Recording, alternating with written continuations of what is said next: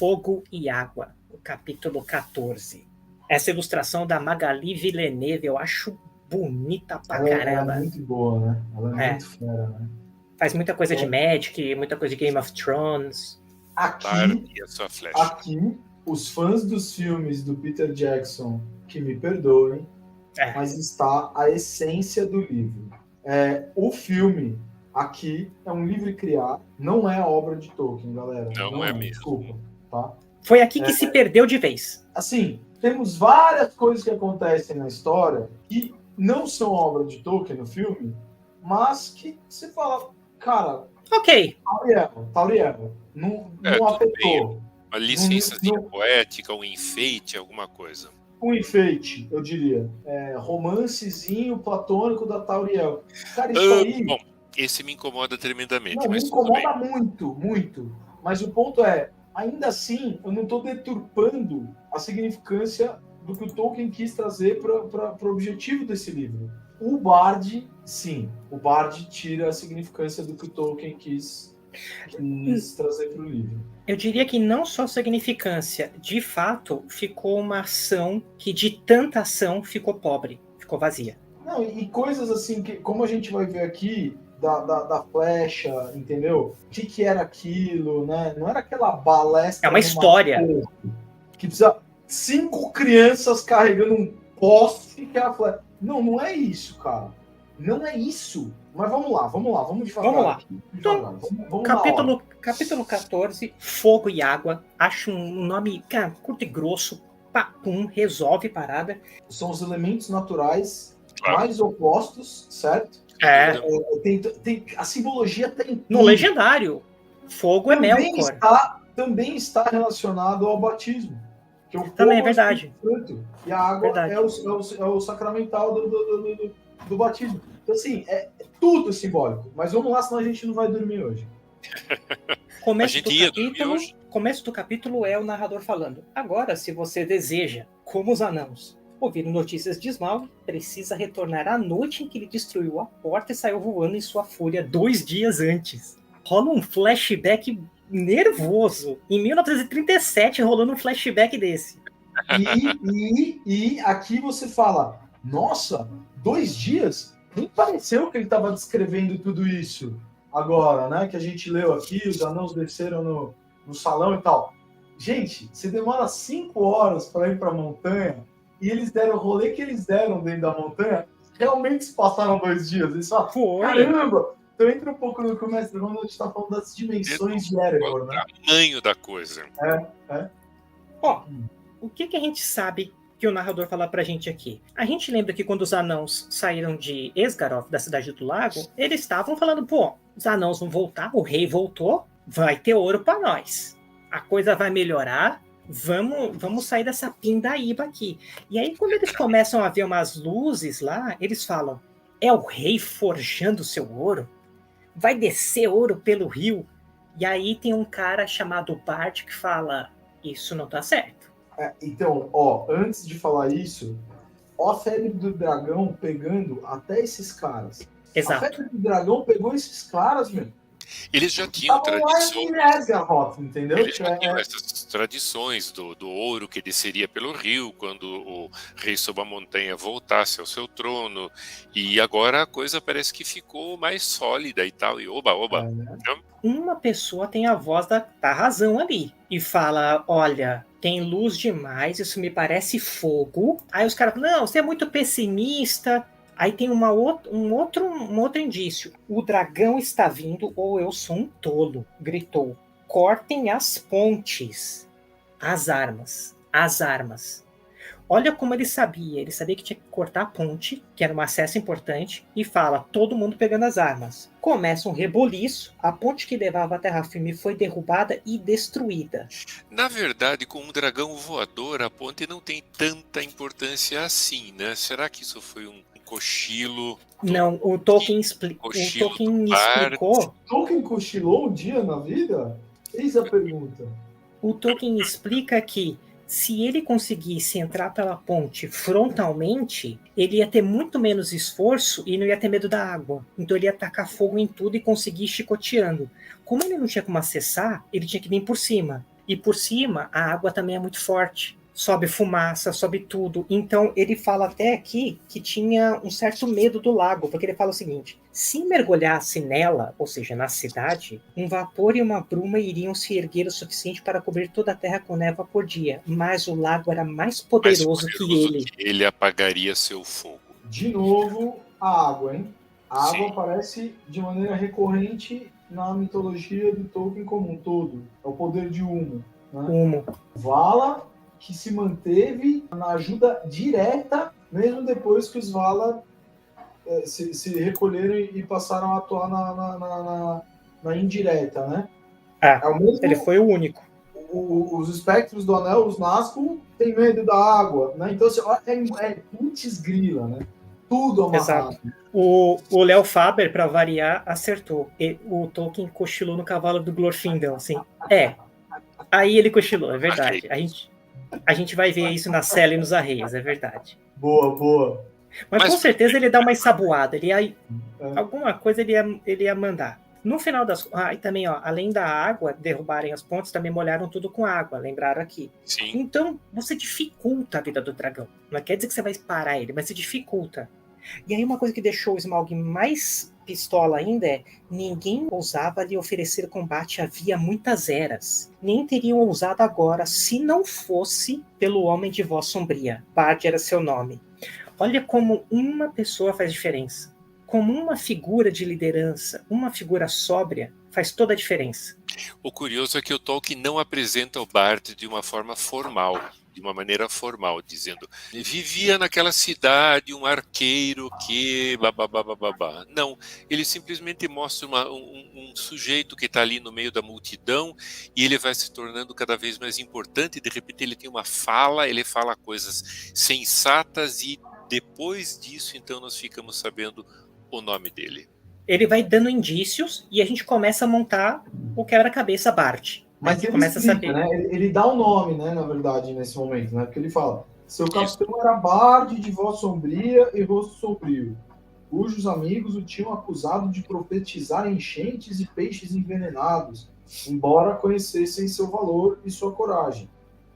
Aí vem, né, essa explicação, que, de novo, está relacionada à tradição. Lembra que eu falei, há algum tempo atrás, vamos guardar aqui essa parte, ó, né, o tordo, tal, as coisas da tradição e tal. Ele era um descendente em longa linhagem de Girion, senhor de Vale, cuja mulher e filho escaparam do desastre descendo o rio rápido muito tempo antes. Agora disparavam um grande arco de teixo até que todas as suas flechas, menos uma, foram desperdiçadas. Isso aqui ok, né? Entendi quem é ele. Quando vem e me apresenta como um cara que profetizava enchentes e peixes envenenados, me dá uma impressão, não de que ele fosse um hard do Lippenhard. Tipo, César, vai dar tudo errado. Né? Mas um cara que também olha para o mundo de uma forma mais sisuda. Com ceticismo, com uma frieza. Mas também tem um pouco dessa altivez, entendeu? O feito que ele vai realizar realmente não seria realizado por um hobbit. Sim, isso é por um guerreiro. O hobbit é capaz de carregar um anel até chegar no fogo. Mas ele não é capaz de enfrentar o dragão do jeito que o Bard enfrenta. Isso é muito interessante também. Né? Para algumas coisas, essa altivez é necessária dentro da visão do Tolkien. O próprio Túrin, matador do pai dos dragões, Glaurung, o grande, né? Também é um homem altivo, o maior guerreiro depois do seu pai. E a flecha negra aqui e a espada negra lá. Olha aí. E, de novo, a espada negra, da onde veio? Quem fez? E a flecha negra, da onde veio? É uma história, exato. Tem um porquê, né? O poder e a sabedoria que vem do antigo. Acho que isso permeia a história do Tolkien inteiro. Você vai dar muito mais valor para o que aquele personagem está realizando naquele momento, porque tem um passado enorme, com muito significado. Né? E aí o símbolo tem força. Você quer ler esse pedaço pra gente? Quero. Seus companheiros o estavam deixando. Retesou o arco pela última vez. Bard. De repente, vinda do escuro, alguma coisa voejou até seu ombro. Ele se assustou, mas era só um velho tordo. Sem temê-lo, o pássaro se empoleirou perto de seu ouvido e lhe trouxe notícias. Maravilhando-se, descobriu que conseguia entender a língua da ave, pois era da raça de Vale. Espere, disse-lhe o tordo. A luz está nascendo. Procure a parte côncava do peito esquerdo enquanto ele voa e vira acima de você. Enquanto Bard se detinha em assombro, a ave lhe contou sobre as novas no alto da montanha e sobre tudo o que tinha ouvido. Agora é incrível. Agora é brabo. Totalmente diferente do filme. Então Bard puxou a corda do arco até o seu ouvido. Você tá vendo a cena? Eu tô vendo essa cena. Vixe, eu já tô arrepiado, bicho. O dragão estava dando a volta, voando baixo. E quando vinha chegando, a lua nasceu acima da margem leste e prateou suas grandes asas. Flecha, disse o arqueiro. Flecha negra, deixei-te para o fim. Nunca me falhaste e sempre te recuperei. Eu te recebi de meu pai e ele de Antânio. Se vieste de fato das forjas do verdadeiro rei sob a montanha, vai agora e sê veloz. Pausa. Olha a relação com a tradição, e não apenas a tradição do que veio da antiguidade, dos pais. Não. Eu sempre acertei quando eu te usei. Então, assim, ó a simbologia. O que o Tolkien está fazendo aqui, na verdade? Mais uma vez, está usando de uma alegoria, embora ele não escrevesse de forma alegórica, né? E fosse veemente contra esse tipo de coisa, mas onde ele está fazendo uma criatura orando para Deus, um ato de fé. É um ato de fé. Isso aqui é fé. O que o Bard faz. É a última flecha. Quem é aquele, dentro do catolicismo, ou seja, da origem do Tolkien, que nunca falhou e que vem dos pais dos meus pais, dos meus pais? O próprio Deus, né? Então ele está pedindo para Deus aqui. Estou fazendo o que me cabe. Agora é a providência, né? E a gente sabe que Tolkien escrevendo o Silmarillion nessa mesma época, quando o Maedhros está preso pelo pulso, tem um outro personagem que pede aos deuses ajuda. Exato. Me ajuda a acertar essa flecha.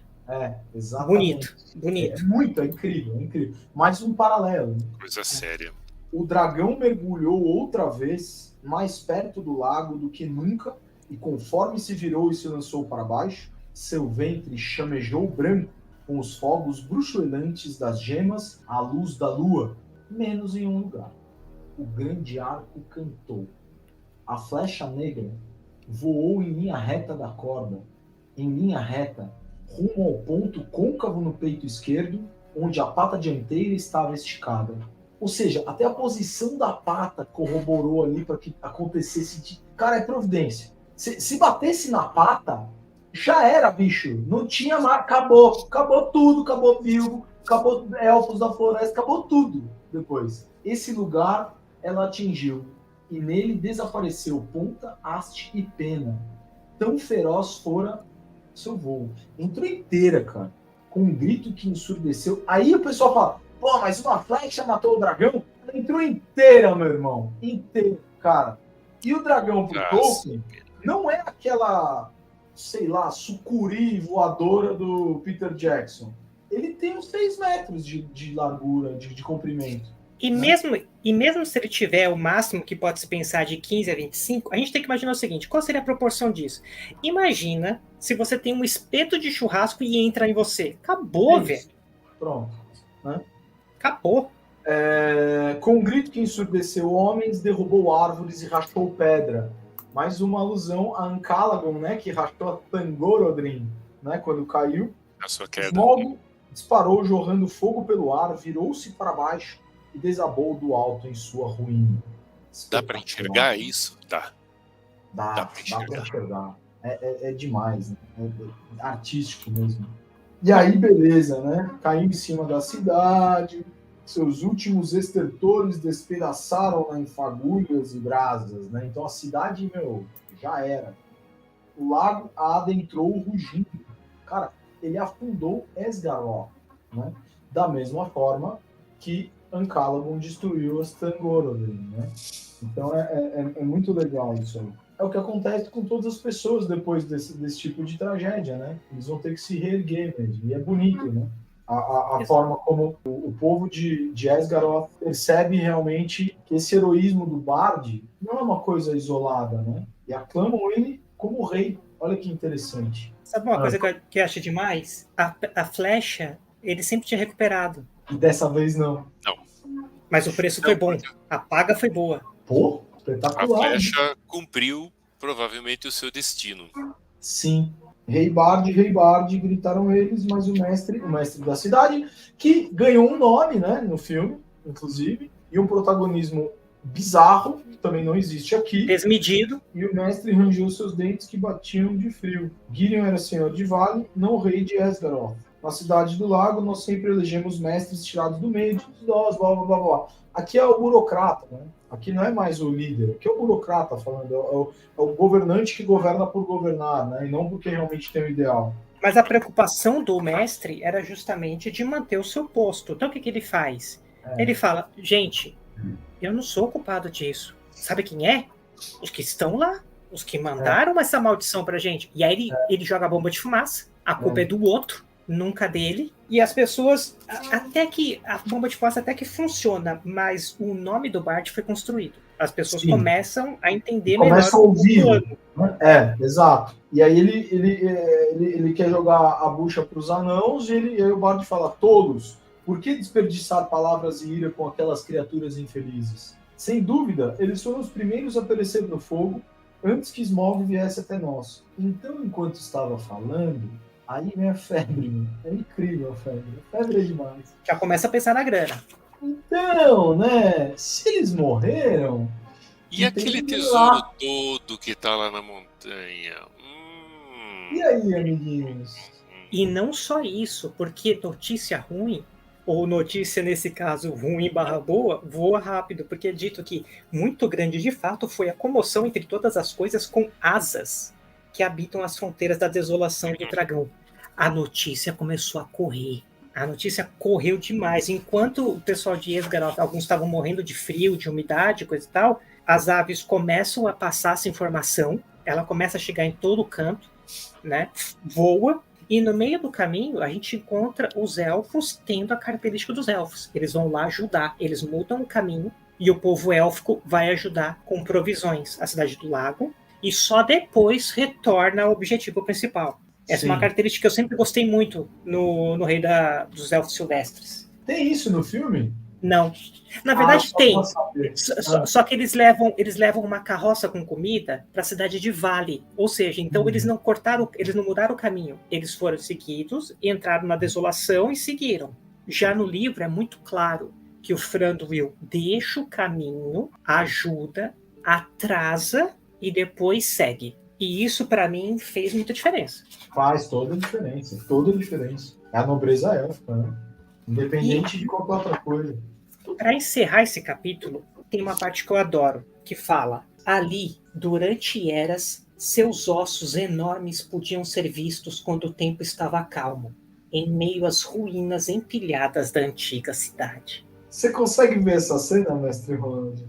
Eu consigo ver essa cena, eu consigo visualmente enxergar essa cena, mais uma daquelas arqueologias tolkienianas, onde ele descreve no presente alguma coisa que aconteceu no passado e do qual ainda se vê vestígios, ou então ele descreve o presente deixando vestígios para o futuro. Mas poucos ousavam cruzar o ponto amaldiçoado, e ninguém ousava mergulhar na água frígida ou recuperar as pedras preciosas que caíam de sua carcaça conforme o dragão apodrecia. Espetáculo, completou o quadro, né? Espetacular. Um lugar amaldiçoado, onde você poderia até pegar aquelas pedras preciosas, porque o dragão está lá, não existe mais, é só uma carcaça que está caindo aos pedaços, mas tem um pavor inerente naquele lugar. É o poder da simbologia, né? O homem é um ser simbólico mesmo, né? Então, Tem força aquilo ali, tem força, tem atmosfera, não vou mexer com isso. E o Felipe Observação matou... interessante do Felipe aqui embaixo. Pode ler, Sim, pode mestre Ronald. falar. Não, Tolkien nos engana desde o Hobbit. A gente pensa que o livro vai terminar com a morte do grande vilão, assim como acontece com o Expurgo do Condado. Na verdade, antes do Expurgo do Condado, a gente já achava que o livro tinha terminado, mas aí ele não termina. Aí tem o Expurgo do Condado, aí tem... terminou? Não terminou ainda. O Senhor dos Anéis tem uns 3 ou 4 encerramentos, sendo que o Peter Jackson comeu alguma coisa aí pelo caminho. Pra mídia, filme não ia trabalhar bem mesmo. Ele fez um ajuste bom. Mas no Hobbit é assim também, né? No É. Hobbit é assim. Sensacional. Então, os soldados que ainda podiam lutar, a maioria das forças do rei élfico prepararam-se para marchar para o norte até a montanha. Assim foi que, ó o jump temporal aqui de novo, ó. 11 dias após a ruína da cidade, a vanguarda da hoste conjunta atravessou os portões de pedra na extremidade do lago e adentrou as terras desoladas. E com isso, fechamos o capítulo 14.